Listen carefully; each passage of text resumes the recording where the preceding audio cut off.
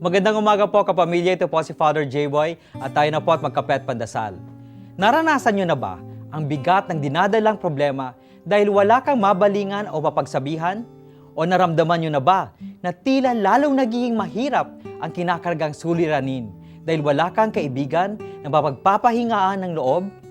Mas mahirap kung malayo sa ating piling ang ating mga malalapit na kaibigan. At kahit sa loob ng ating bahay ang kapamilya, kapitbahay ang kaibigan, o kasama ang katrabahong nakakausap mo ng mas malalim, hindi sila laging nasa ating tabi kung kailangan natin sila. Hindi kaya ng sino mang tao ang ating pangangailangan.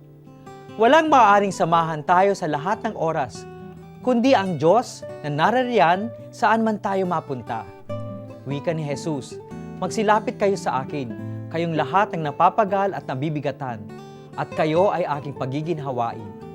Hindi tatanggalin ng Diyos ang ating mga problema, ngunit kaya niyang luwagan ito. At paano? Madaling ang isipan kung mabigat ang kalooban. Sa kabilang banda, madaling nakakahanap ng paraan ang taong maluwag ang kalooban. Kapag meron tayong napagsasabihan ng problema tulad ng kaibigan, tila gumagaan ang ating pakiramdam, naliliwanagan ang ating isip, at nakakahanap tayo ng solusyon sa ating pinapasan.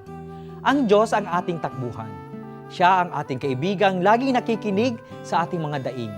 Kapag nababahagi natin sa Diyos ang ating pinapasan sa pamamagitan ng pagdarasal, alam nating sinasabayan tayo ng Diyos sa pakikipagbuno sa buhay.